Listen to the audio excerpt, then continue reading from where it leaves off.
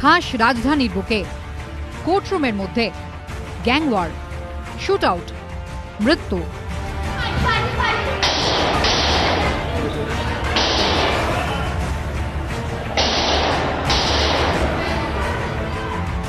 মুড়ি মুরগির মতো চলল গুলি, কেউ বলছেন 40 রাউন্ড তো কেউ 50 রাউন্ড। আদালতে পেশ করা কুখ্যাত দুষ্কৃতীকে একেবারে ভরা কোর্টে বিচারকের চোখের সামনে গুলি করল অন্য গ্যাংয়ের দুষ্কৃতীরা। দুষ্কৃতীদের গুলিতে মৃত্যু হলো দিল্লি পুলিশের মোস্ট ওয়ান্টেড গ্যাংস্টার জিতেন্দ্র মান ওরফে গোগির। পুলিশের পাল্টা গুলিতে মৃত্যু হয়েছে আইনজীবীদের পোশাকে আসা 2 আততায়ীরও।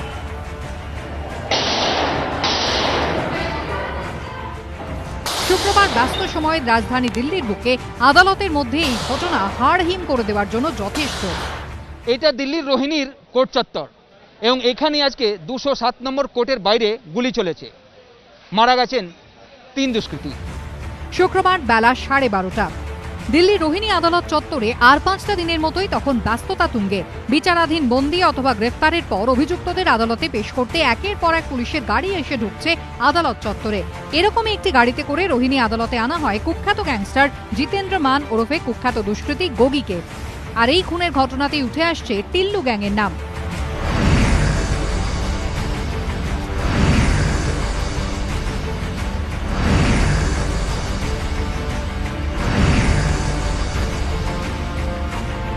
দিল্লি পুলিশের মোস্ট ওয়ান্টেড গ্যাংস্টারের তালিকায় নাম থাকা গোগিকে গত বছর মার্চ মাসে গ্রেফতার করে দিল্লি পুলিশের স্পেশাল সেল। তার বিরুদ্ধে খুন হুমকি সহ 50টিরও বেশি মামলা রয়েছে।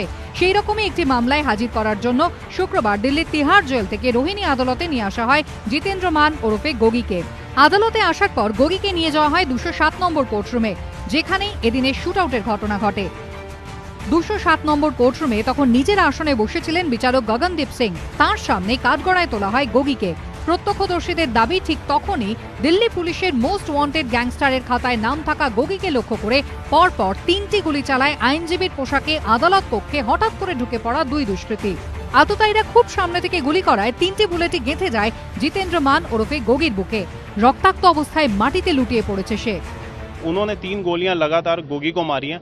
उसके रिवर्ट में जो दिल्ली पुलिस की सिक्योरिटी थी गोगी के फेवर में, उन्होंने उसको बकायदा गोलियां मारी हैं, गोलियां चलाई हैं। उनके पास 25-30 गोलियां चलाई हैं, जिसमें वो दोनों ऑन द स्पॉट जो क्रिमिनल आए थे वकील की ड्रेस पहन के, वो ऑन द स्पॉट डेथ हो गए। जज साहब भी मौजूद थे, स्टाफ भी मौजूद था और बाकी 2-4-5 वकील भी भाई मौजूद थे। फोर्स वगैरह गोगी के साथ ही उन्होंने रिवर्ट में वहीं ऑन द स्पॉट उसको बचाने के लिए फायरिंग की है। ভিতরে যখন এই কাণ্ড চলছে তখন বাইরের ছবিটা ছিল এরকম। আদালত কক্ষের ভিতরে আচমকা গুলির চলার ঘটনায় প্রথমে হকচকিয়ে যান নিরাপত্তারক্ষীরা। গুলি চলার মধ্যেই প্রাণ হাতে দৌড়ে আদালত কক্ষের বাইরে চলে আসেন এক আইনজীবী।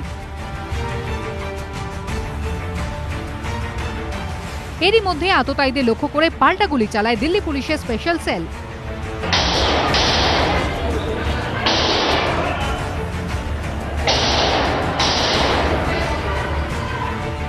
পুলিশের পাল্টা জবাবের মুখে আর সুবিধা করতে পারেনি দুষ্কৃতীরা।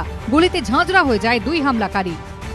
আইনজীবীর পোশাকে রোহিণীর কোর্ট চত্বরে ঢুকেছিল 2 হামলাকারী এবং গোগিকে টার্গেট করে তারা 3টি গুলি চালায়।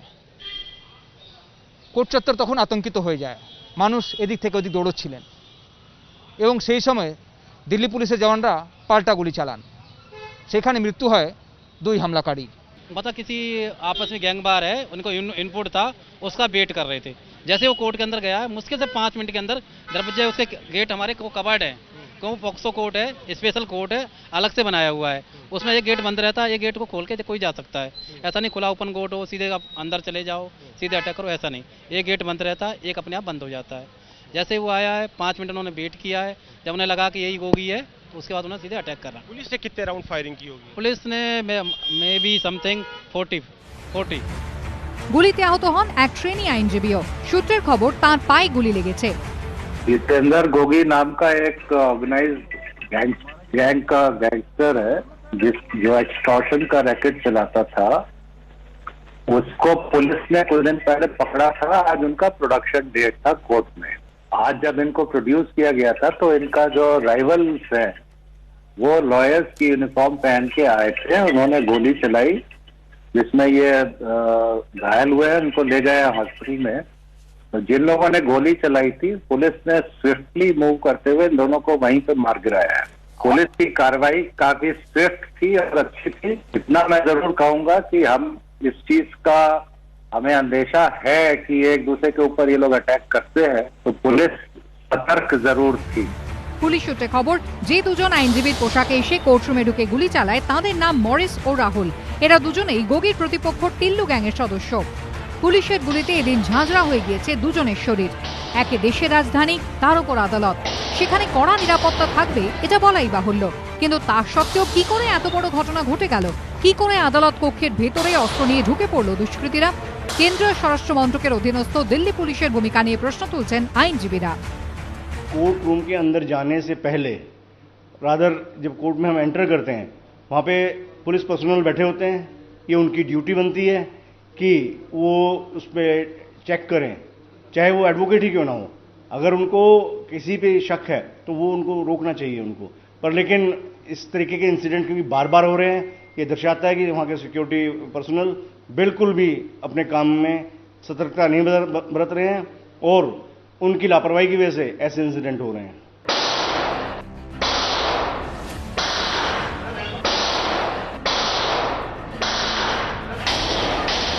আর রাজধানীর বুকে কোর্টরুমের মধ্যে এই বেপরোয়া দুষ্কৃতীরাজি বিরোধীদের হাতে অস্ত্র তুলে দিয়েছে। দেশের সবচেয়ে হাই প্রোফাইল এলাকায় এই কাণ্ড কি করে ঘটতে পারে? দিল্লি পুলিশ কি করছিল? কিভাবে কোর্টরুমের মধ্যে রিভলভার নিয়ে ঢুকলো দুষ্কৃতীরা? আগে থেকে কোনো খবর কেন ছিল না দিল্লি পুলিশের কাছে? এই সব প্রশ্ন তুলছে বিরোধীরা। আর তাদের নিশানায় কেন্দ্রীয় স্বরাষ্ট্রমন্ত্রী অমিত শাহ। রাজধানীর নিরাপত্তার ভার দিল্লি পুলিশের হাতে। দিল্লি পুলিশ কেন্দ্রীয় স্বরাষ্ট্র মন্ত্রকের অধীনে, আর কেন্দ্রীয় স্বরাষ্ট্রমন্ত্রী হলেন অমিত শাহ। কংগ্রেসের তরফে টুইট করে বলা হয়েছে, মোদী ও কেজরিওয়াল সরকার নিজের দায়িত্ব পালনে ব্যর্থ হয়েছে। রাজধানী দিল্লিকে অপরাধপ্রবণ এবং বিশৃঙ্খলা তৈরির জন্য এই দুই সরকারই দায়ী। जज साहब के चैम्बर में इस तरह की वारदात ही दर्शाती कि दिल्ली के अंदर जंगल राज कायम है।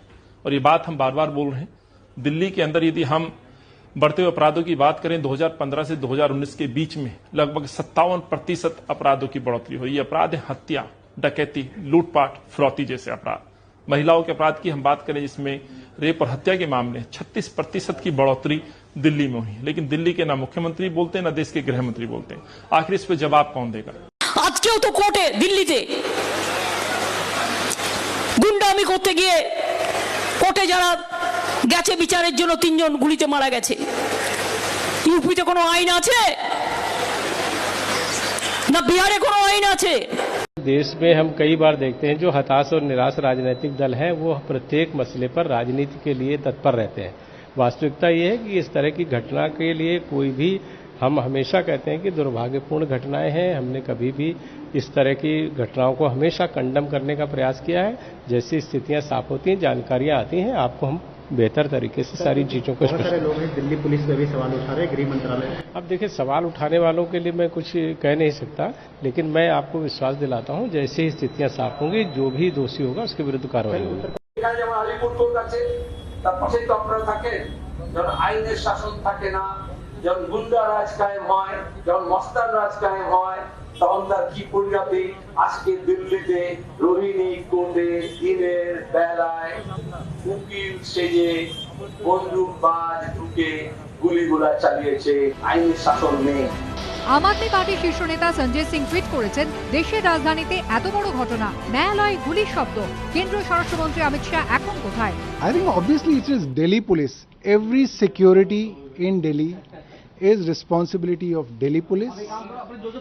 And what I've heard is that Delhi police had prior knowledge, inputs about this gang war, and if after intelligence reports they are not able to control the situation, I think top officers should resign.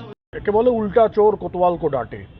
দিল্লিতে একটা gang war হয়েছে, আর তাতে যারা মারা গেছে কেউ কেউ দুষ্কৃতিকারী পুলিশের গুলিতে মারা গেছে। পশ্চিমবঙ্গের সাধারণ মানুষ মারা যায়। মুখ্যমন্ত্রীর নিজে যে কেন্দ্র থেকে প্রতিদ্বন্দ্বিতা করছেন তার কাছেই ভবানীপুরে একজন হাওড়ার নিরীহ ব্যবসায়ী দুষ্কৃতীদের গুলিতে 4 দিন আগে মারা গেছে।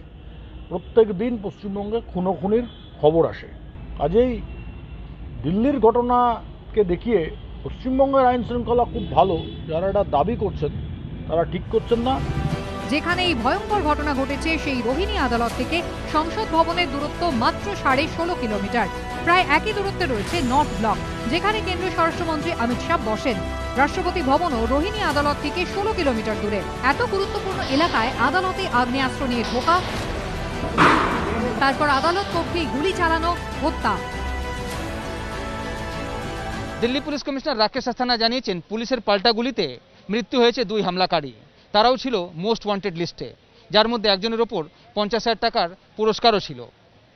তবে প্রশ্ন একটাই এখনো উঠছে, কি করে এতটাইরা অগ্নেয়াস্ত্র নিয়ে কোর্ট চত্বরের মধ্যে ঢুকে পড়ল। ভিভিআইপি জোন হিসাবে ভারতবর্ষে দিল্লির স্থান হচ্ছে একদম 1 নম্বরে।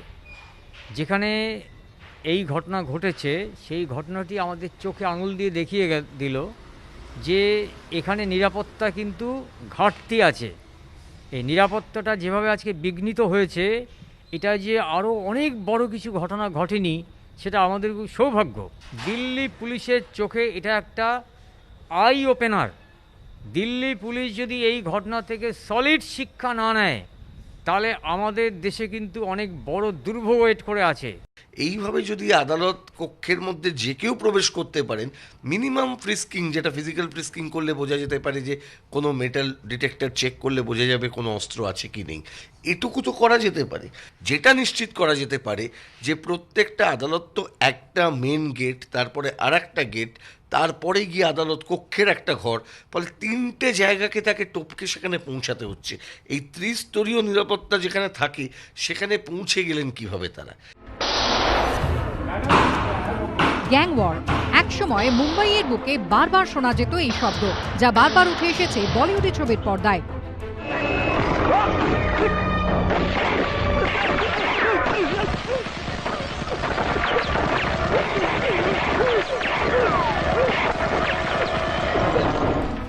কিন্তু শুক্রবার রাজধানী দিল্লির বুকে যা ঘটল তা নজিরবিহীন। ভরা আদালতের মধ্যে এক গ্যাংস্টারকে গুলি করে খুন করল আরেকটি গ্যাংয়ের সদস্যরা, যা 4-5টা গ্যাং ওয়ারের থেকে সম্পূর্ণ আলাদা।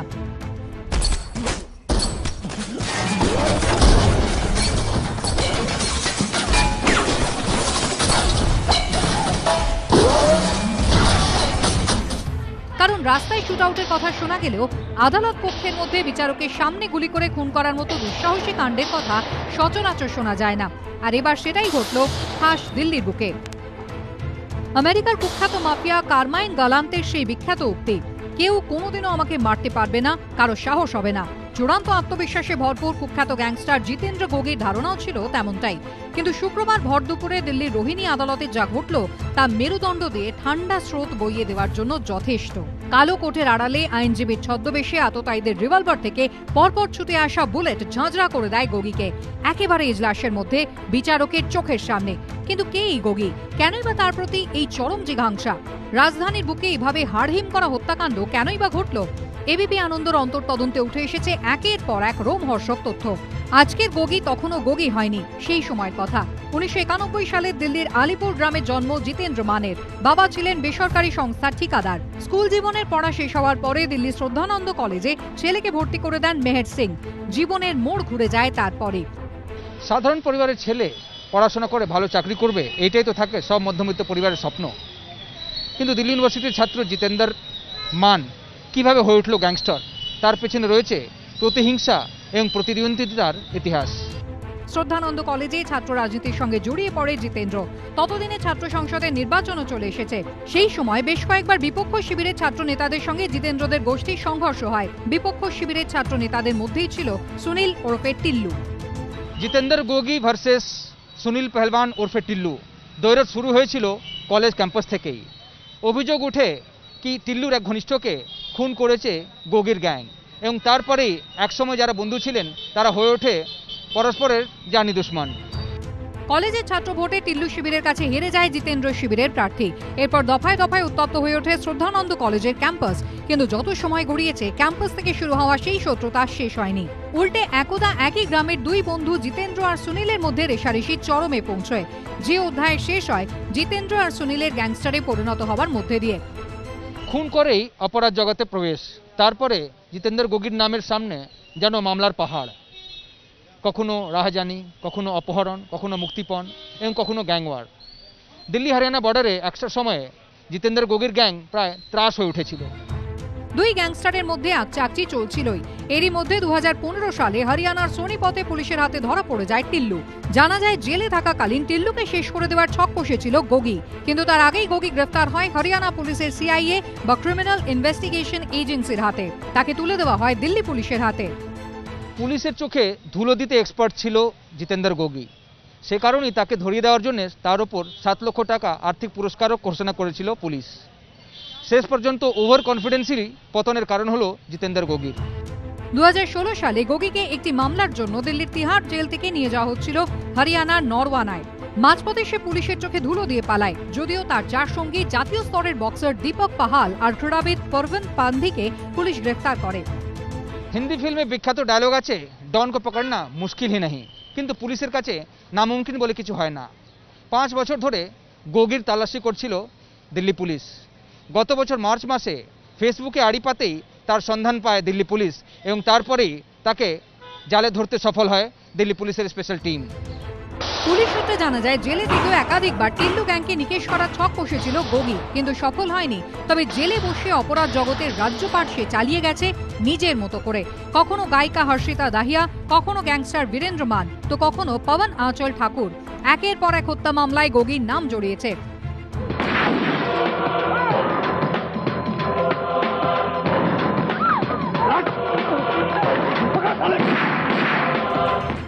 শেষ পর্যন্ত শত্রুপক্ষের বুলেট কাড়ল গ্যাংস্টার গোগির প্রাণ।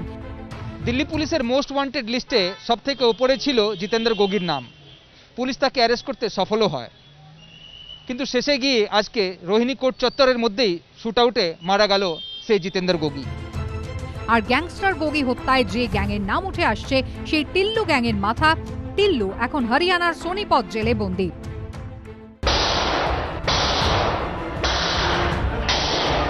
আর তার গ্যাংয়ের সদস্যরা যেভাবে আইনজীবী সেজে কোর্টে ঢুকে পাল্টা গ্যাংয়ের মাথাকে শেষ করে দিল তা দেখে শিউরে উঠেছেন সকলে।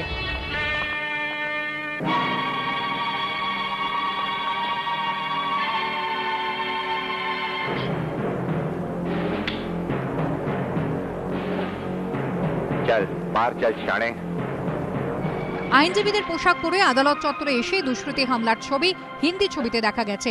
শুক্রবার অবিকল সেটাই ঘটল বাস্তবে, একেবারে দিনে দুপুরে, তাও একেবারে দেশের রাজধানী দিল্লির বুকে। আইনজীবীদের পোশাকে কোর্টে এসে মুহুর্মুহু গুলি চালালো দুষ্কৃতীরা।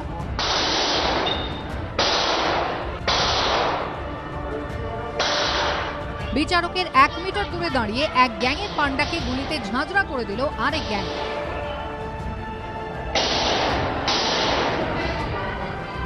আর এই গোটা ঘটনাটা ঘটল সংসদ ভবন থেকে মাত্র 16 কিলোমিটার দূরে।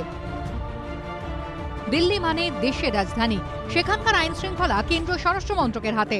সেখানে আদালতের মধ্যে গ্যাংওয়ার, গুলি, গ্যাংস্টারের মৃত্যু গোটা দেশকে নাড়িয়ে দিয়েছে।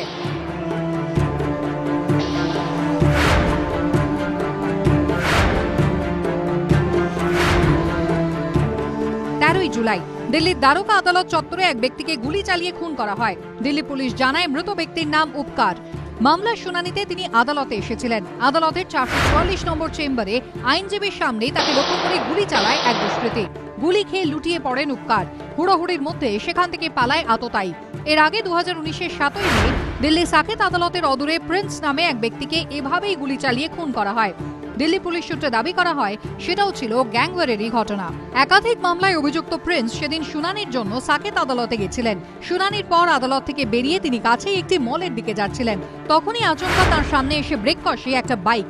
পয়েন্ট ব্ল্যাঙ্ক রেঞ্জ থেকে একেবারে প্রিন্সের বুকে পরপর 2টো গুলি চালায় বাইক আরোহী। ঘটনাস্থলেই মৃত্যু হয় প্রিন্সের। আর ঠিক 10 বছর আগে এই সেপ্টেম্বর মাসেই ভয়াবহ বিস্ফোরণ ঘটেছিল দিল্লি হাইকোর্টের 4 ও 5 নম্বর গেটের মাঝখানের রিসেপশন এরিয়ায়। ঘটনায় 11 জনের মৃত্যু হয়, আহত হন অন্তত 76 জন। তার আগে সে বছরই 25শে মে দিল্লি হাইকোর্টের 7 নম্বর গেটের বাইরে আইনজীবীদের গাড়ি রাখার জায়গায় একটি বিস্ফোরণ ঘটে। পুলিশ জানায় এক আইনজীবীর গাড়ির বনেটের কাছে প্লাস্টিকের প্যাকেটের মধ্যে বোমা রাখা ছিল। আর এবার একেবারে দিল্লির আদালতের ভেতরে বিচারকের সামনেই চলল গুলি।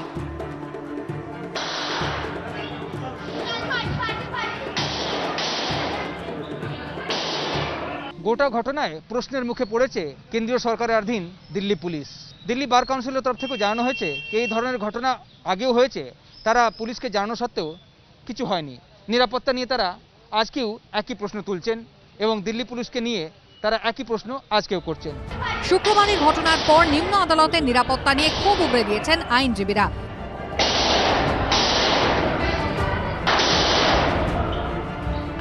आज वो वकील की ड्रेस में आया, कल पुलिस की ड्रेस में आ सकता है और पुलिस और वकील की ड्रेस को ये लोग जांच नहीं करते हैं। इसमें अपने जीवन के साथ कोई समझौता नहीं किया जाएगा, सुरक्षा के साथ कोई समझौता नहीं।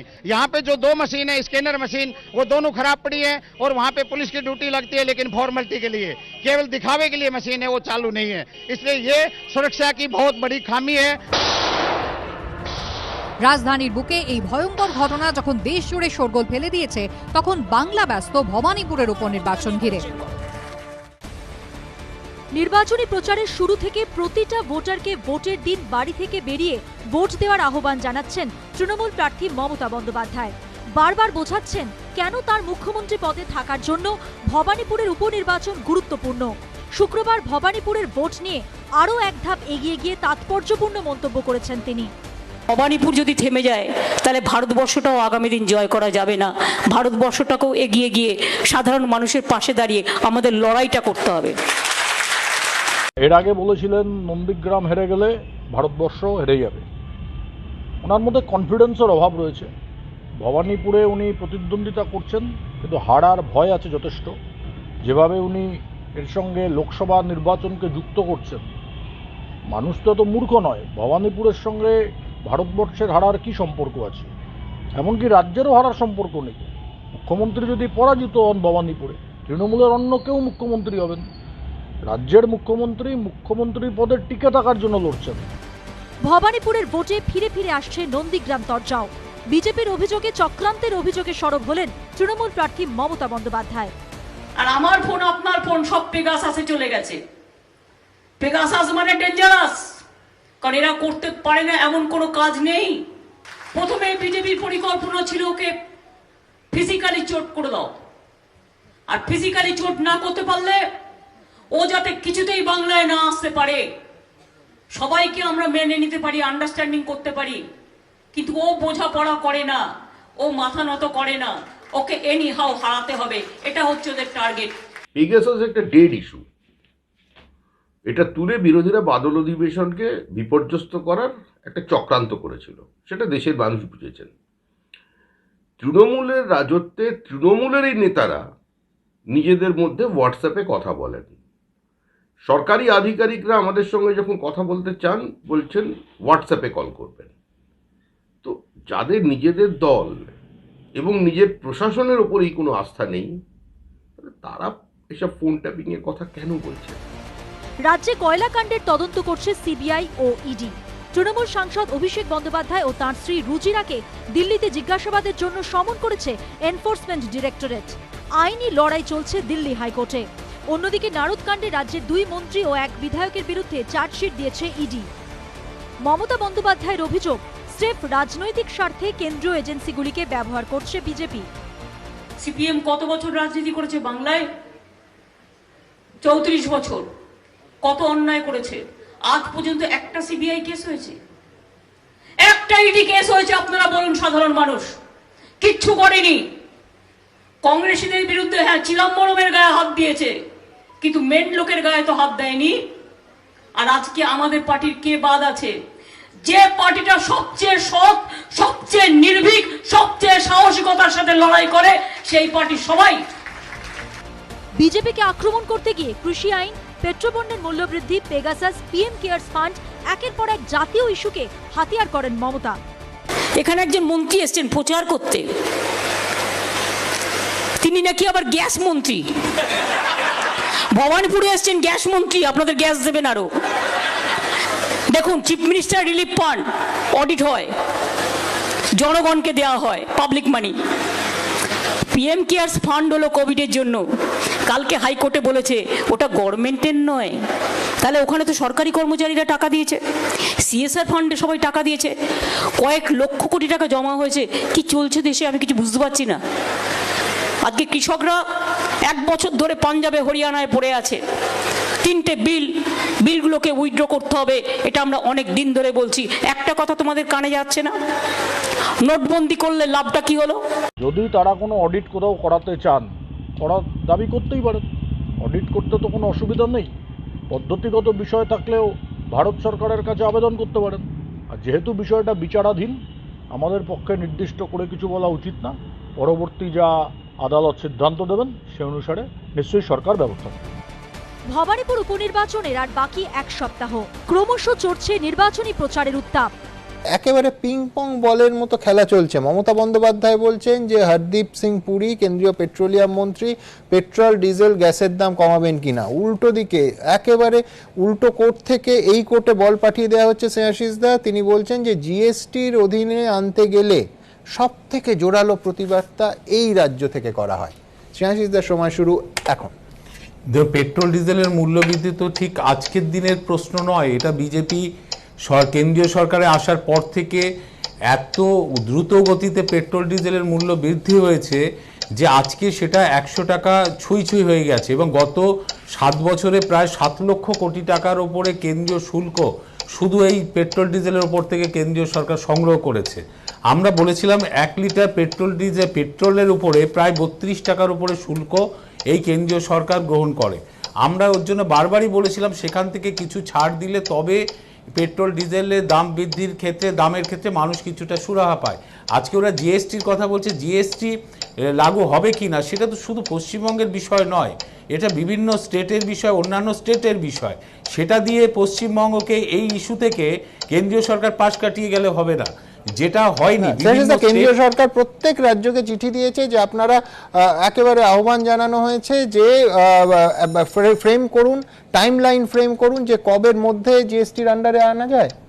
হ্যাঁ, এটা তো সেটাই, জিএসটি এটা তো একটা রুটস, একটা নীতি, সেটা তো শুধু পশ্চিমবঙ্গ সরকারের উপর নির্ভর করবে না, এরা পশ্চিমবঙ্গের উপরে দোষারোপ করছে, এটা বিভিন্ন স্টেটের উপরেই নির্ভর করে। ত্রিপুরায় স্কুল খুলে যেতে পারে, কিন্তু কথাটা যখন সভা সমিতি মিটিং মিছিলের হয় তাহলে 144 ধারা জারি কেন, এই প্রশ্ন আজকে মঞ্চের ওপর থেকে মমতা বন্দ্যোপাধ্যায় করেছে। ত্রিপুরায় আজকের সিচুয়েশনে যদি কোনো রাজনৈতিক দলকে মিটিং করতে না দেওয়া হয়, সেখানে যদি বিজেপিও বলে আমরাও মিটিং করব না, তো এমন কিছু অসুবিধা নয়, মিটিং 2-4 দিন বাদেও করতে পারবে।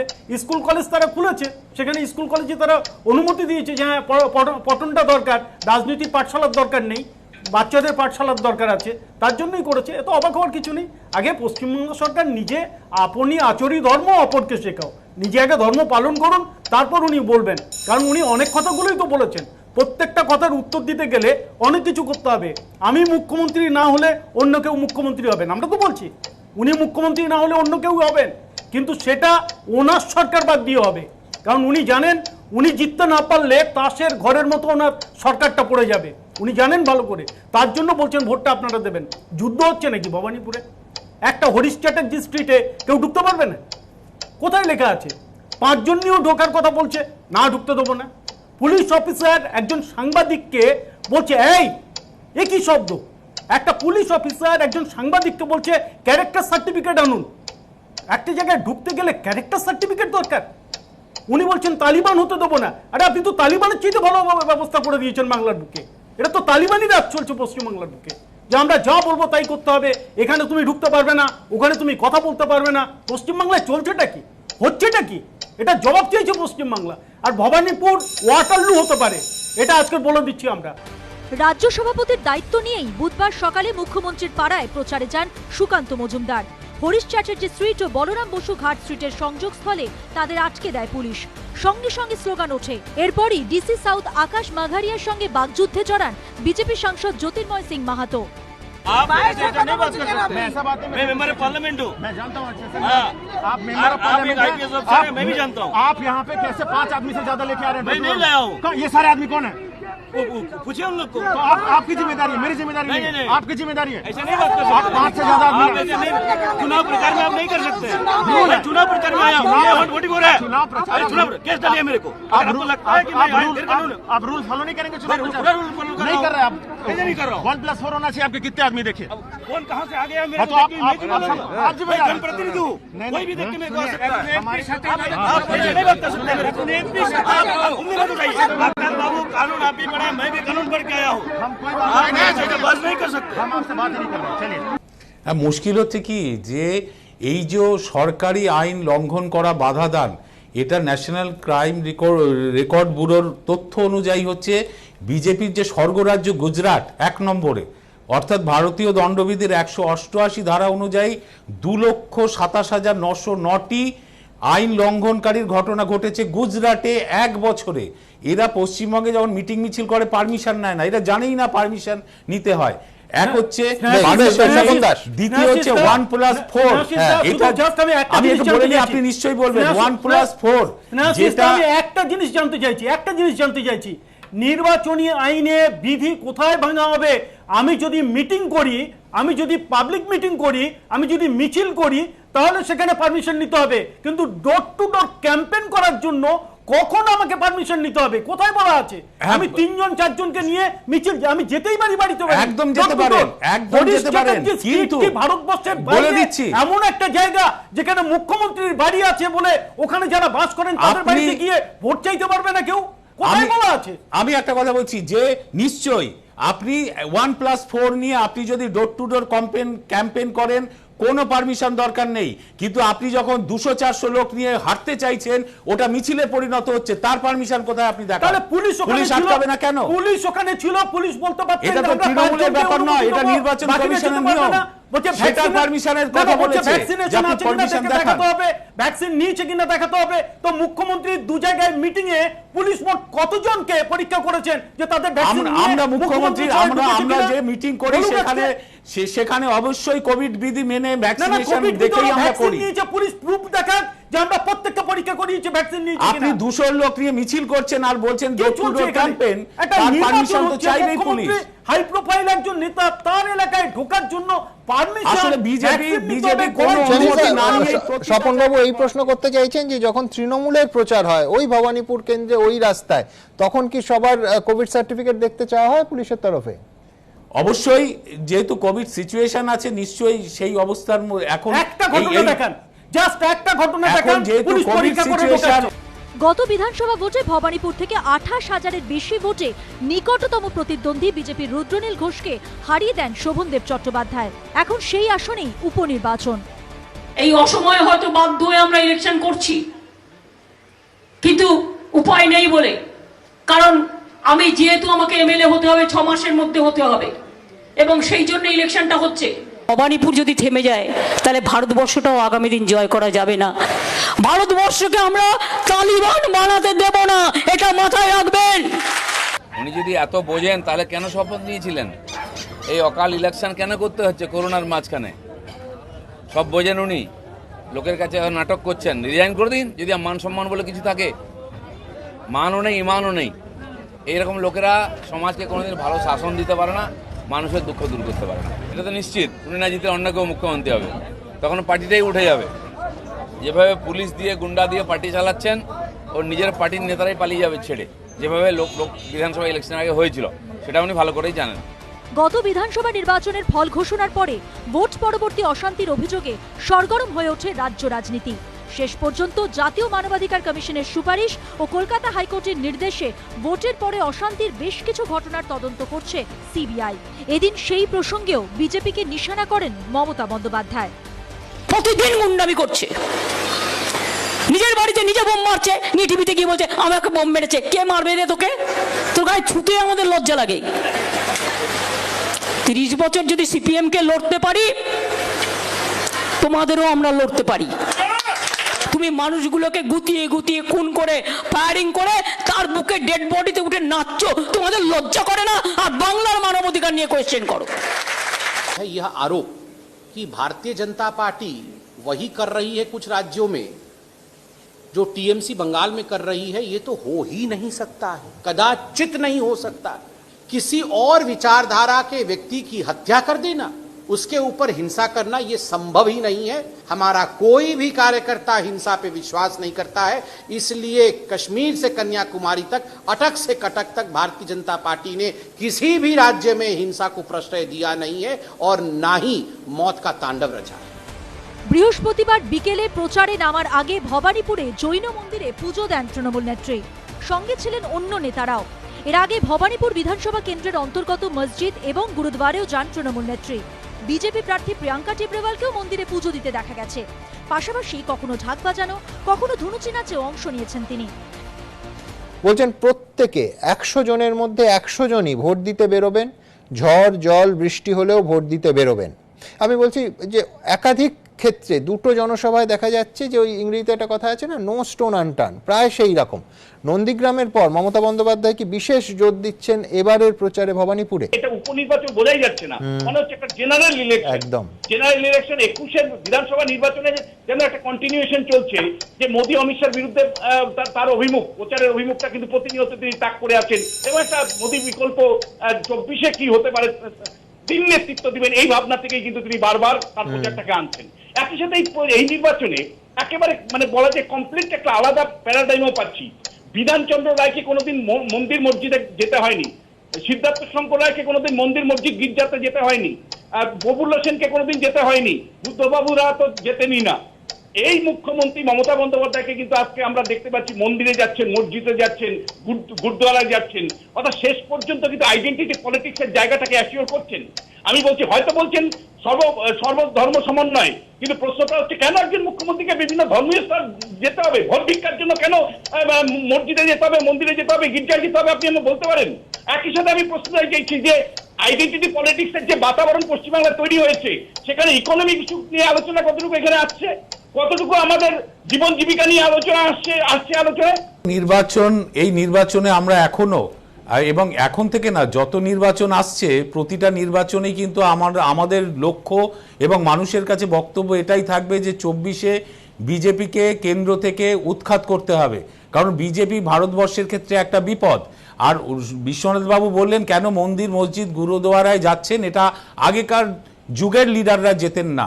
অবশ্যই দুরকম হতে পারে, এক হচ্ছে এটা ধর্মনিরপেক্ষ দেশ, আমরা ধর্ম থেকে দূরে থাকলাম, আমরা কখনো কোনো মন্দির গুরুদ্বারা গেলাম না। বামফ্রন্ট তারা বিশ্বাসও করতো না কোনো ধর্ম, তাই তারা যেত না। কিন্তু আমরা প্রতিটা ধর্মের প্রতি আমাদের রেসপেক্ট রয়েছে, আমাদের শ্রদ্ধা রয়েছে, আমরা গেছি। অসুবিধাটা কোথায়? আমরা আপনাদের মতো বিজেপির মতো কোনো একটা নির্দিষ্ট ধর্মের মেরুকরণের কথা বলছি না, আমরা বলছি ভারতবর্ষ বিভিন্ন ধর্মের বিভিন্ন ধর্ম সম্প্রদায়ের দেশ, এখানে প্রতিটি ধর্মের প্রতি অন্য ধর্মের শ্রদ্ধা থাকবে, এটাই হচ্ছে এখানকার কৃষ্টি এবং কালচার। মমতা বন্দ্যোপাধ্যায় শ্রদ্ধা দেখিয়েছে, এতে অসুবিধা কোথায় আছে? 2011 সালে মমতা বন্দ্যোপাধ্যায় কি গির্জায় গিয়েছিলেন? ধর্মীয় মেরুকরণের চেষ্টা তো বিজেপি করে, মমতা বন্দ্যোপাধ্যায় মেরুকরণের চেষ্টা করে না, প্রতিটি ধর্মকে শ্রদ্ধা দেখানোর চেষ্টা করে। পার্থক্য হচ্ছে আমি স্নেহাশিস দার একটা কথার সঙ্গে একমত নই। আমি স্নেহাশিস দাকে মনে করিয়ে দিতে চাই 2019-এর লোকসভা নির্বাচনে ভবানীপুরের 8টা ওয়ার্ডের মধ্যে 6টা ওয়ার্ডে তৃণমূল পিছিয়ে ছিল, সেগুলো প্রত্যেকটাই সংখ্যাগুরু অধ্যুষিত। শুধুমাত্র মুসলিম অধ্যুষিত একটা ওয়ার্ড থেকে ব্যাপক মার্জিনে জিতেছিলেন বলে, এবং ফিরাদ হাকিম তার ওয়ার্ডে লিড দিতে পেরেছিল বলে আপনারা কিন্তু ভবানীপুর থেকে সামান্য ভোটে জিতেছিলেন, এটা মনে রাখুন। তার সাথে কি সম্পর্ক? মানুষ গণতান্ত্রিক পদ্ধতিতে ভোট, এটা তো মানুষ তার পছন্দ মতো ভোট দিয়েছে। ধর্মীয় মেরুকরণ আপনারা করেননি, তাহলে এক শ্রেণীর ভোটার 100 না, আমরা প্রতিটি, আমরা মন্দির মসজিদ গুরুদ্বারা প্রতিটা ক্ষেত্রই আমাদের কাছে, আমাদের আত্মার মধ্যে রয়েছে, আমাদের হৃদয়ের মধ্যে রয়েছে। আমরা কোনোটাকে পৃথক করি না। তাহলে সংখ্যালঘু ভোটার শুধুমাত্র আপনাদেরকে ভোট দিল কেন? কেন তারা কংগ্রেসকে দিল না? কেন তারা সিপিএম কে দিল না? শুধু ধর্মীয় মেরুকরণের চেষ্টা আপনাদেরকেই দিল কেন? অন্যদিকে সিপিএম প্রার্থী সৃজিত বিশ্বাসের হয়ে এদিন ভবানীপুরে প্রচার করেন সিপিএম নেতা মোহাম্মদ সেলিম ও দীপশিতা ধর। তৃণমূল বিজেপিকে একযোগে বেঁধেন তাঁরা। বিজেপি দলটা তৃণমূলের অ্যাটাচ বাথরুমের মতো, নাকি তৃণমূলটা আবার বিজেপির অ্যাটাচ বাথরুমের মতো? যেমন বেডরুম থেকে লোকের টয়লেটে চলে যায়, কাউকে আর বলে যেতে হবে ছোট বাইরে যাচ্ছি বা বড় বাইরে যাচ্ছি, যখন খুশি যাওয়া যায়। ওরকম বাবুল সুপ্রিয়কে দেখেছেন, মুকুল রায়কে দেখেছেন, আবার এটা উল্টোটাও হতো। যদি তৃণমূল না হয়, যদি বিজেপি বেশি ভোটে পেতেও, তাই যাদেরকে তৃণমূল দেখছেন দিদির ছবি লাগিয়ে ঘুরছে, ভোটের আগে এরকম হয়েছিল না, দলে দলে সব সামিল হয়েছে। যিনি বাড়িতে বাড়িতে এসে বলছেন আজকে যে প্রচার পুরো চলছে যে ভবানীপুরের মেয়েকেই চায়, কিছুদিন আগে তো উনি ভবানীপুরের মেয়ে ছিলেন না, কিছুদিন আগে তো উনি নন্দীগ্রামের মেয়ে ছিলেন, বাংলার মেয়ে ছিলেন, হঠাৎ করে ভবানীপুরের মেয়ে কেন হয়ে গেলেন? এর আগে অনেক মানুষ যারা তৃণমূলকে ভোট দিয়েছিলেন শুধু এইটা ভেবে ভোট দিয়েছিলেন যে বিজেপিকে হারাতে হবে। সত্যিই তো বিজেপি সারা দেশের সবচেয়ে বড় শত্রু। এইবার তো সেই ভয় নেই যে এইবার যদি আমরা কাউকে ভোট না দিই তাহলে বিজেপির ক্ষমতায় চলে আসবে, বিজেপি সরকার তৈরি করে নেবে। বিজেপি তো সরকার তৈরি করবে না, একবার ভেবে দেখুন তাহলে। হাতে আর বেশি সময় নেই, তাই নামে উপনির্বাচন হলেও এই হেভিওয়েট লড়াইয়ে প্রচারে কোনো কসুর রাখছে না সব পক্ষই। প্রার্থীরা তো আছেনই, তাদের সেনাপতিরাও ভবানীপুরের প্রতিটি অলিগলি ঘুরে বেড়াচ্ছেন। চলছে জনসংযোগ, সঙ্গে চলছে নেতায় নেতায় কথার যুদ্ধ। অভিযোগ পাল্টা অভিযোগ, কটাক্ষ পাল্টা কটাক্ষ। तुम जो ठहर परदेसी साथ का निभाओगे, सुबह का पहले गाड़ी से चले जाओगे। গানের সুরে কটাক্ষ। তৃণমূল কর্মীর গলায় ৯এর দশকে আলতাফ রাজার গাওয়া গানের কলি। নিশানায় বিজেপির মুখপাত্র সম্বিত পাত্র। পাল্টা উঠল জয় শ্রীরাম ধ্বনি।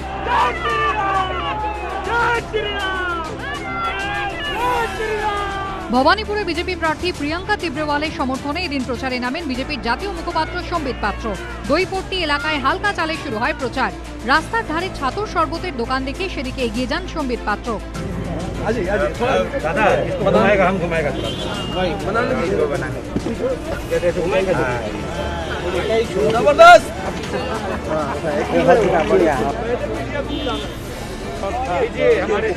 নিজের হাতে তৈরি করেন ছাতুর শরবত, সকলের মধ্যে বিলিও করেন।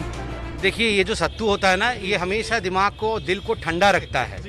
मुझे बड़े दुख के साथ कहना पड़ रहा है जिस प्रकार से राजनीतिक हिंसा यहाँ हो रहा है, जिस प्रकार से कल मानस सहाय इत्यादि हमारे कई कार्यकर्ताओं को मारा गया है, ये बहुत दुखद है। मैं सिर्फ इतना ही अपील करना चाहता हूँ कि नतीजा कुछ भी हो, क्योंकि जीत तो बीजेपी की होगी, हमेशा ठंडा रहना है, कभी भी लोगों को मारना नहीं है। हिंसा किसी चीज का सलूशन नहीं है, गांधी जी को याद रखना है। इसीलिए आप सब सत्तू पीजिए और अब प्रचार के लिए चलेंगे। ছাতু পর্ব মিটিয়ে প্রার্থীকে নিয়ে ভবানীপুরের লেডিস পার্কের দিকে এগিয়ে যান সম্বিত।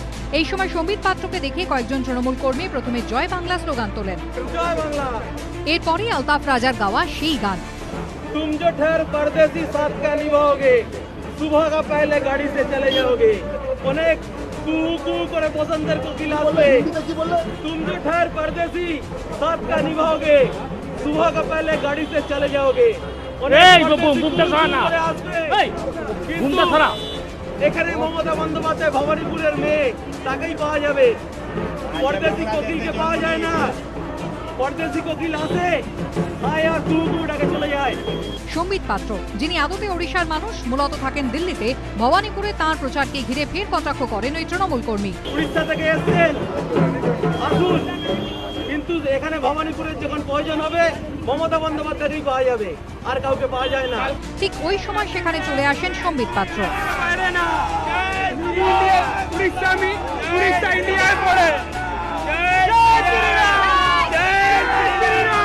শুরু হয়ে যায় তৃণমূল আর বিজেপির স্লোগান যুদ্ধ।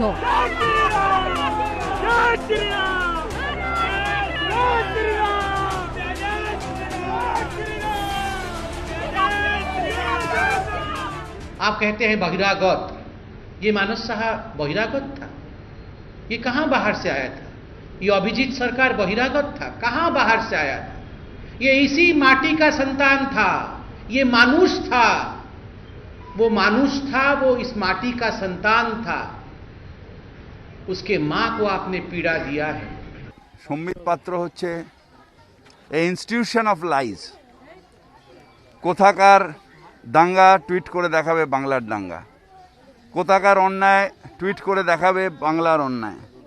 সুতরাং সম্বিত পাত্রকে যতই বলুক মানুষ বিশ্বাস করবে না। এক বিজেপি সর্বভারতীয় মুখপাত্র সম্বিত পাত্রকে ঘিরে যখন এই কাণ্ড চলছে, তখন চেতলার ৮৬ পল্লী ক্লাবের সামনে থেকে প্রচার শুরু করেন মন্ত্রী ফেরহাদ হাকিম।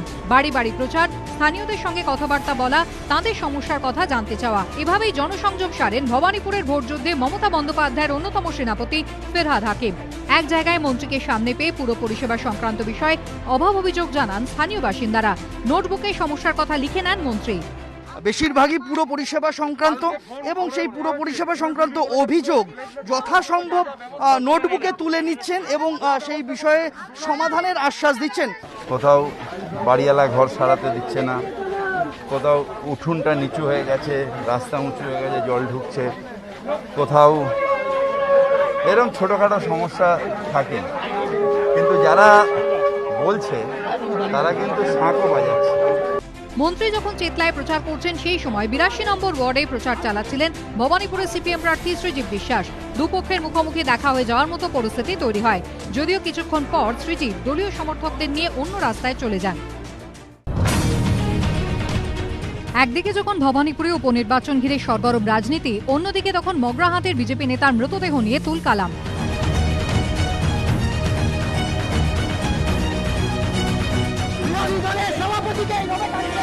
বৃহস্পতিবার সন্ধে মগরাহাট পশ্চিমে পরাজিত বিজেপি প্রার্থী দুর্যটি সাহার মৃতদেহ নিয়ে যাওয়ার পথে ধুন্ধুমার কাণ্ড বেঁধেছিল মুখ্যমন্ত্রীর বাড়ির কাছে।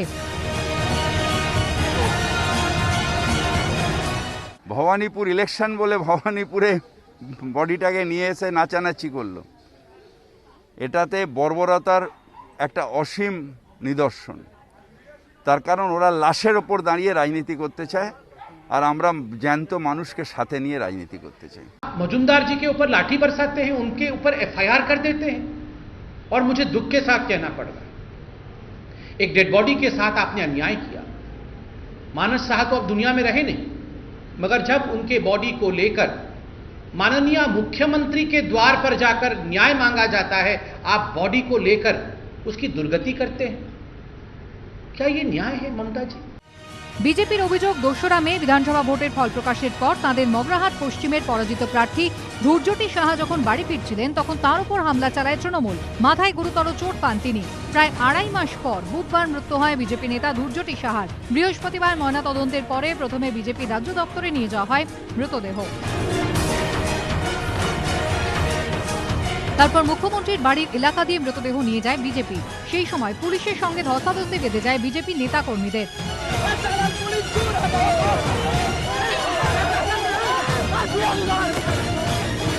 সেই ঘটনা ঘিরে চাপানোতরের আবহে শতপ্রণোদিত মামলা রুজু করেছে কালীঘাট থানার পুলিশ।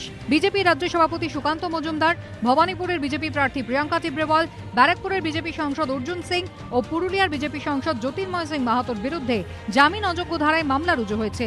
কালীঘাট থানা সূত্রে খবর, কর্তব্যরত অবস্থায় পুলিশ কর্মীদের কাজে বাধা দেওয়া, রাস্তা আটকে যান চলাচলে বাধা দেওয়া, ট্রাফিক আইন লঙ্ঘন সহ একাধিক ধারায় মামলা রুজু হয়েছে। যথারীতি এই ঘটনাকে ঘিরে কথার লড়াই চলছে তৃণমূল ও বিজেপির মধ্যে। একটি ছেলে ওদের মারা গেছে, ইলেকশনের সময় একটা ঘটনা ঘটেছিল, বা তাতে ভালো হয়ে গেছিল, সে ঘটনা নয়। পরে কোনো একটা সার্জারি হয়েছে, সেই সার্জারিতে মারা গেছে। দেখুন, যে কোনো ঘটনা দুঃখজনক, আমার পার্টি হোক, অন্য পার্টি হোক, বা যে কেউ, মৃত্যু অলওয়েজ দুঃখজনক। আমি কালকে শুনছি, আমি যখন মিটিংয়ে গেছিলাম, নবান্নে ছিলাম, আমার বাড়ির কাছে ডেড বডি নিয়ে ঢুকছে। কত বড় ক্ষমতা বুঝুন, একটা করে কান মুলে দিলে পালিয়ে যাবে এমন ক্ষমতা নেই, বড় বড় কথার ভাষণ। আর তুমি আমার বাড়ির সামনে ডেড বডি নিয়ে চলে যাচ্ছ। তোমার বাড়ির সামনে যদি আমি পাঠিয়ে দিই একটা কুকুরের ডেড বডি, ভালো হবে? মেশিনারি আমার কাছে নেই, 1 সেকেন্ড লাগবো, পচা কুকুর তোমার বাড়ির সামনে ফেলে আসবো, তুমি খেতে পাবে না 10 দিন গন্ধে। কালকে আমরা দিদির কাছে দিয়ে গেছিলাম মানুষদার দেহ, তাই আজকে সন্ধ্যাবেলায় তিনি বলেছেন আমার বাড়ির সামনে মৃতদেহ নিয়ে যাওয়া হচ্ছে। আমি যদি তাদের বাড়ির সামনে পচা কুকুরের দেহ ফেলে রাখি, তারা ভালো থাকবেন তো? ভাবুন, লাদেনের মতো সন্ত্রাসবাদী, তারও মৃত্যুর পর তার দেহকে কিন্তু সম্মান করা হয়েছে। এটা আমাদের কালচারের মধ্যে পড়ে, মনুষ্যত্বের মধ্যে পড়ে। কিন্তু আজকে তিনি তাকে পচা গলা কুকুরের সাথে তুলনা করলেন, একজন বিজেপির বিধায়ক প্রার্থী। একে আমরা বাঙালি সংস্কৃতি বলি, বাংলার সংস্কৃতি বলি। মৃত্যু ঘিরে রাজনীতি বাংলায় নতুন নয়, দীর্ঘদিন ধরে চলে আসছে এই ট্র্যাডিশন। তবে এরই মধ্যে রাজ্যে জমা জলে বিদ্যুৎস্পৃষ্ট হয়ে একের পর এক মর্মান্তিক মৃত্যু বঙ্গবাসীকে নড়িয়ে দিয়েছে। বারবার প্রশাসনের ভূমিকা নিয়ে প্রশ্ন উঠছে কেন এভাবে তার খোলা অবস্থায় পড়ে থাকবে, কিন্তু একের পর এক প্রাণহানির পরও প্রশাসনের হুঁশ কি আদৌ ফিরছে? কোথাও বাতিস্তম্ভের গায়ে লাগানো বাক্স হাঁ করে খোলা, কোথাও বাক্সের ভেতর থেকে ঝুলছে ইলেকট্রিক তার, কোথাও আবার বিপজ্জনকভাবে তার বেরিয়ে রয়েছে ত্রিফলা থেকে। গত কয়েকদিনে বিদ্যুৎস্পৃষ্ট হয়ে মৃত্যু হয়েছে একাধিক সহনাগরিকের, কিন্তু তারপরও হুঁশ ফিরছে কই? রক্ষণাবেক্ষণের গাফিলতি যে রয়েছে তা চোখে আঙুল দিয়ে দেখিয়ে দিচ্ছে কলকাতার বিভিন্ন প্রান্তের এই ছবিগুলো।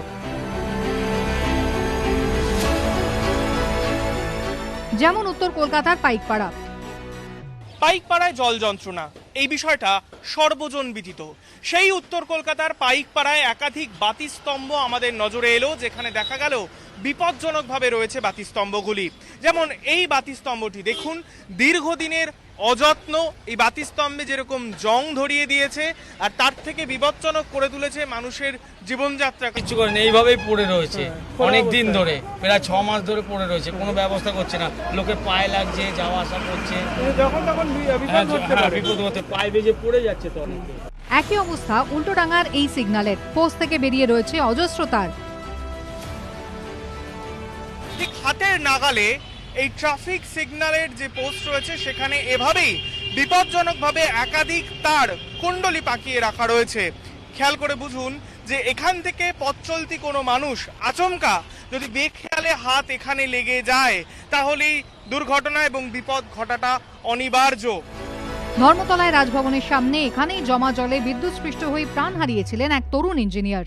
সেখানে দেখা গেল এভাবেই খোলা রয়েছে লাইট পোস্টের বাক্স, আর তার পাশেই সার দিয়ে বসে রয়েছেন সাধারণ মানুষ।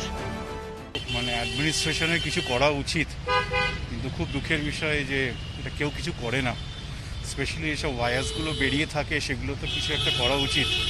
যে কনসার্ন ইলেকট্রিক্যাল, যারা দেখে ইলেকট্রিক্যাল, খামতি দুটো। একটা হচ্ছে যে জেনারেল মেনটেন্যান্সের একটা অভাব আছে। বর্ষাকালের আগে যেরকম আমরা পুজোর আগে গাছপালা কাটি, পরিষ্কার পরিচ্ছন্ন করে, যাতে আমাদের কোনো রকমের পাওয়ারের কোনো প্রবলেম না হয়। বর্ষাকালের আগেও কিন্তু একটা রেগুলার চেকআপ, হেলথ চেকআপ বলবো আমি, সেটা of the public lighting system should be maintain. এটা এক। আর দ্বিতীয় হচ্ছে যে এর সাথে একটা প্রোটেক্টিভ সিস্টেম থাকা উচিত, যে গিয়ার, যে সিস্টেমের দ্বারা এলাকা ভিত্তিক যেখানে ওয়াটার লগিং হয়ে যাচ্ছে সেখানে যদি লোকালাইজড কোনো ফল্ট আকার করে, তাহলে সেই লোকাল যে পাবলিক লাইটিং সিস্টেমটা আছে সেটাকে কোনোভাবে কাট করা যায়। দক্ষিণ কলকাতার বিভিন্ন জায়গাতেও চোখে পড়ল রক্ষণাবেক্ষণের বেআব্রু রূপ। এই মুহূর্তে আমরা দাঁড়িয়ে রয়েছি হরিশ মুখার্জি রোডে। হরিশ মুখার্জি রোড এবং সুহাসিনী গাঙ্গুলি সরণির সংযোগস্থলে এইভাবেই সিএসসির যে ফিডার বক্স আমরা দেখতে পাচ্ছি, সেই ফিডার বক্সের দরজা খোলা এবং যে কোনো সময় জমা জলে এখানে তড়িদাহত হতে পারেন মানুষজন, সেই রকম একটা আশঙ্কাজনক পরিস্থিতি তৈরি হয়ে রয়েছে। সেটা একেবারে প্রত্যক্ষ করা যাচ্ছে দিনের আলোয়। শুধু যে বিপজ্জনক লাইট পোস্ট তাই নয়, বিপদ ওত পেতে আছে ত্রিফলা বাতি স্তম্ভ থেকেও।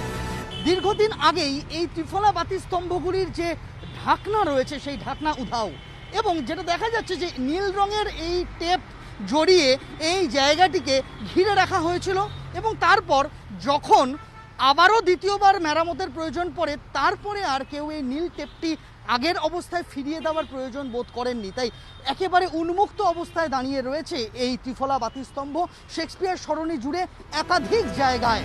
সিএসসি অবশ্য এই ঘটনায় তাদের ঘাট থেকে দায় ঝেড়ে ফেলেছে। তাদের বক্তব্য, কলকাতা শহরে যত তার ঝুলছে সব তাদের নয়, তাদের কানেকশন দেওয়ার কথা। ল্যাম্পপোস্ট দেখার দায়িত্ব স্থানীয় প্রশাসনের। গত কয়েকদিনের তুমুল বৃষ্টির পর শুক্রবার সূর্যের মুখ দেখেছে কলকাতা। গত দুদিনে সেভাবে আর বৃষ্টি হয়নি, তবে এখনো জল যন্ত্রণা থেকে মুক্ত হয়নি শহর ও শহরতলির বিভিন্ন প্রান্ত। যেমন কলকাতা পুরসভার 109 নম্বর ওয়ার্ডের নয়াবাদ এলাকা। এখানে বহু আবাসনের একতলা এখনো জলমগ্ন। একতলায় খাটের উপর যেন উঠে এসেছে গোটা সংসার। গ্যারেজে অর্ধেক জলে ডুবে রয়েছে গাড়ি।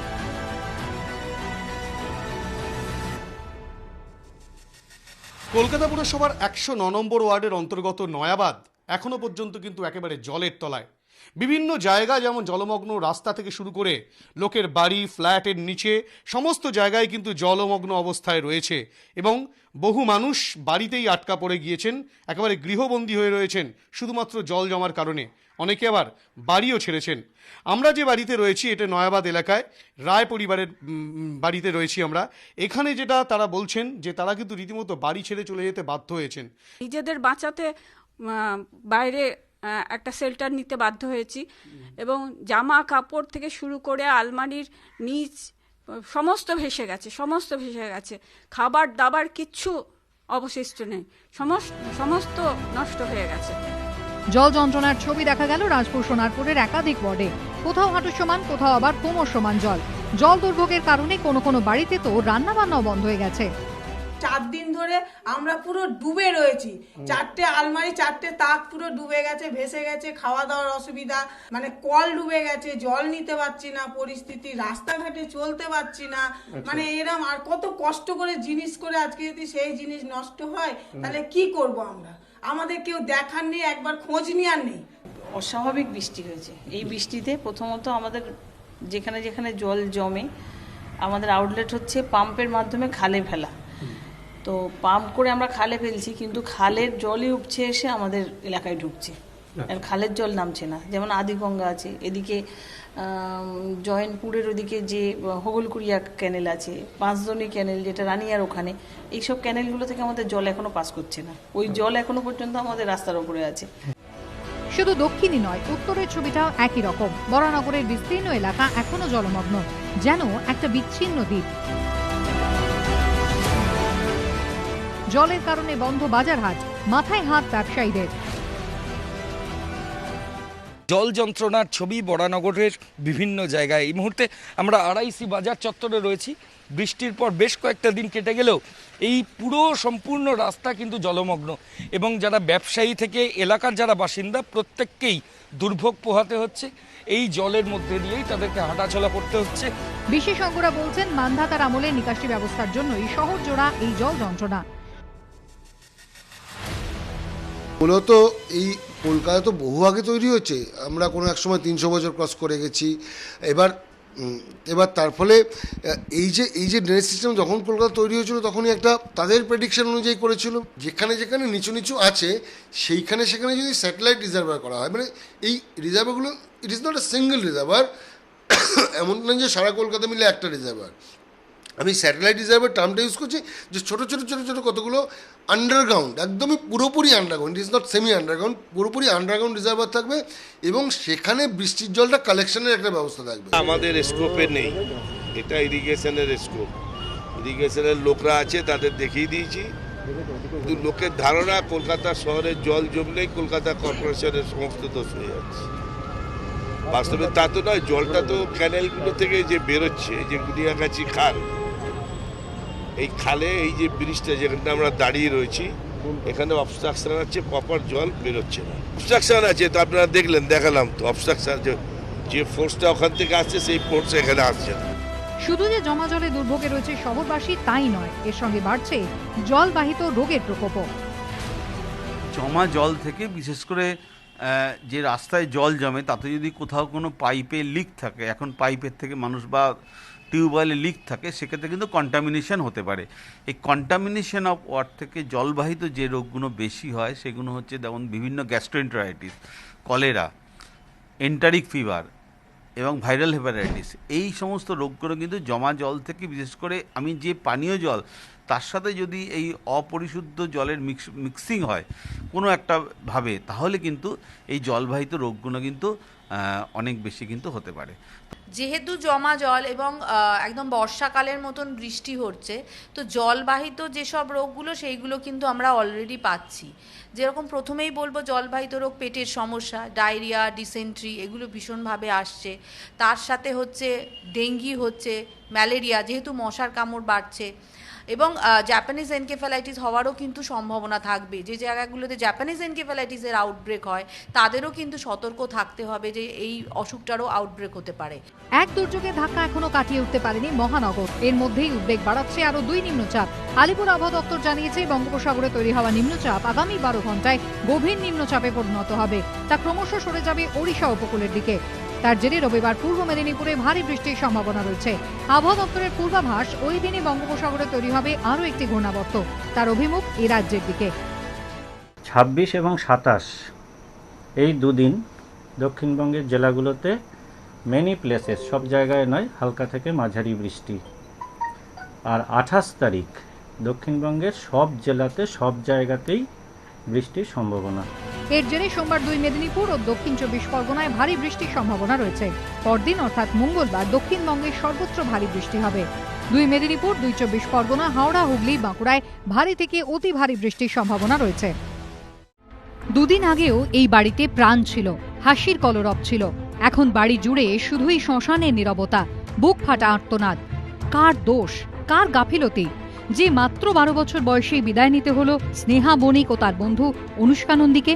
বৃহস্পতিবার জমা জলে মর্মান্তিক পরিণতি হয় দমদমের মতিঝিল গার্লসে 6ষ্ঠ শ্রেণীর 2 ছাত্রীর। জমা জলে লাইট পোস্টে বিদ্যুৎস্পৃষ্ট হয়ে মৃত্যু হয় 2 কিশোরীর। শুক্রবার সকালে দেখা যায় এলাকা জল যন্ত্রণামুক্ত। তাহলে এই জল আগেই কেন বের করা গেল না? তাহলে তো অকালে এভাবে চলে যেতে হতো না 2 কিশোরীকে। আমরা শাস্তি চাই। আমরা কাউন্সিলরকে বলতে চাই ওখানে সিসি ক্যামেরা আছে, সিসি ক্যামেরা ফুটেজটা যেন একবার আমাদের দেখায়, কারণ ওখানে কাউন্সিলরের ছেলেরা দাঁড়িয়েছিল, আমার মেয়েদেরকে বাঁচায়নি, দেখছে দাঁড়িয়ে আমার মেয়েরা তরপাতে মরে যাচ্ছে, একবারের জন্য বাঁচায়নি। বাঁচালে আমার মেয়েটা আজকে ঘরে থাকতো, মরে যেতে হতো না। শুক্রবার দুপুরে মৃত 2 পড়ুয়ার বাড়িতে যায় বিজেপির প্রতিনিধি দল। দেখুন, আমরা খুব বেশি কিছু বলতে পারিনি, কারণ আমি ব্যক্তিগতভাবে অ্যাটাচড হয়ে গেছিলাম। আমারও 12 বছরের একটি মেয়ে আছে, অ্যাপ্রক্সিমেটলি 12 বছরের বয়স, এবং যে বাবা মা হারিয়েছেন তাদেরকে তো কিছু বলার নেই। অপূরণীয় ক্ষতি, এবং তার মধ্যে আবার কিছু লোক নিম্নরুচির পরিচয় দিয়ে টাকা দিয়ে তাদের কিনতে চাইছেন, বলছেন ভালো মন্দ খেলে নাকি দুঃখ ভুলে যাবে। বিদ্যুৎস্পৃষ্ট হয়ে মৃত স্নেহার পরিবারের অভিযোগ, দক্ষিণ দমদম পুরসভার প্রশাসক তাঁদের প্রস্তাব দেন 3.5 লক্ষ টাকা আর্থিক সাহায্য নিয়ে বিষয়টি ভুলে যেতে। আমি গেছি, আমার একটা দাদাকে নিয়ে আমি গেছি ওনার কাছে, চেয়ারম্যানের কাছে, আমাদের অফিসে, মিউনিসিপ্যালিটি অফিসে। যাওয়ার পর উনি আমাকে বলছে যে আমরা তো আর ফিরিয়ে দিতে পারবো না বাচ্চাটাকে, কিন্তু আমরা যে আমরা এখন 3.5 লাখ টাকা আমরা দিতে চাইছি, সেই 3.5 লাখ টাকা দিয়ে হয়তো ভালো মন্দ খাওয়ার যদি পেটে পড়ে, তাহলে হয়তো সন্তানের যে শোকটা সেটা হয়তো কিছুটা ভুলে থাকতে পারবে। ওরা চাইছে আমরা টাকাটা নিই আর আমরা ভালো মন্দ ঘরে খাই, খেয়ে আমরা ওদের নামে কেসটা যাতে আমরা চাপিয়ে দিই। আমরা টাকা নেব না, আমরা আইনি ব্যবস্থা নেব, যারা যারা দোষী তাদের আমরা শাস্তির ব্যবস্থা আমরা করব। আমাদের কোলের সন্তান গেছে, আমরা চাই না অন্য মায়ের কোলের সন্তান যেন চলে যাক এইভাবে, কেন আমাদের বলার মতো আর কোনো ভাষা নেই। কষ্ট এমন আছে যে কষ্টটাকে কোনোভাবে ফেরত দেওয়া যাবে না, কিন্তু একটা জিনিস আছে, ওনারা আইনি লড়াই লড়লে আমরা ওনাদের পাশে আছি। কেন শাস্তি তখনই হবে যখন আইনি লড়াই হবে। আমাকে যারা নাও চেনে, যারা আমার কথা শুনেছে, তারাও বিশ্বাস করবে না যে এতটা অসাংস্কৃতিক কথা আমি বলতে পারি। তো যাই হোক, টাকাটা আমাদের কাছে আছে, আমার বিশ্বাস আছে যে আমরা পারবো ওনাদের বোঝাতে। এই টাকাটা একটা প্রতীক, পাশে থাকার প্রতীক, এর কিচ্ছু বেশি নয়। কলকাতায় বা বিভিন্ন জায়গায় যেভাবে জল জমে বিপর্যয় সৃষ্টি হচ্ছে, যেন মনে হচ্ছে সরকার প্রশাসন বলে যারা আছে তারা সবাই অন্ধ, কেউ কিছু জানেও না। 13 জন মানুষের প্রাণ চলে গেল, কোনো হেলদোল নেই সরকারের। আমরা প্রায় 3.5 লক্ষ পুকুর কেটেছি, তাতেও জল ভরে রাখতে পারছি না, এত বর্ষা হচ্ছে। আমরা প্রায় 500 কোটি টাকা চেক ড্যাম করেছি, ক্যানেলগুলোকে ক্লিয়ার করেছি, তা সত্ত্বেও জলে ভর্তি। গঙ্গায় দেখুন গঙ্গার হাল। বর্ষা টর্ষা যখন হয়, আমি সবাইকে আবেদন করব, বেশি বজ্রধ্বনি যখন পড়ে বা রাস্তায় যখন জল জমে থাকে, দয়া করে ওই যে ইলেকট্রিকের যে পোলগুলো থাকে সেগুলোতে হাত দিতে যাবেন না। দয়া করে ওই সময়টুকু যদি টিভি বন্ধ রাখেন, একটু এসি বন্ধ রাখেন বা বিদ্যুৎ একটু বন্ধ রাখেন, তাহলে কিন্তু হট করে বিপর্যয় হয় না। বর্ষণে জল জমা বিষয়টাও সকলেরই জানা আছে, কারণ মানুষ মারা গেছে, দুর্ভাগ্যের, দুঃখের, পরিতাপের কোনো শব্দ ভাষাই যথেষ্ট নয় এই মৃত্যুর জন্যে। এর থেকে আমরা শিক্ষা গ্রহণ করব, আর যাতে কোনো মায়ের কোল খালি না হয়। মৃত্যুর পরই শুরু হয়েছে সমবেদনার স্রোত, কিন্তু এত ভাবনা চিন্তা যদি আগে করা হতো, তাহলে হয়তো আজ বিকেলেও একসঙ্গে খেলতে যেত স্নেহা ও অনুষ্কা। প্রতিদিনের মতোই হাত ধরে যেত টিউশন ক্লাসে।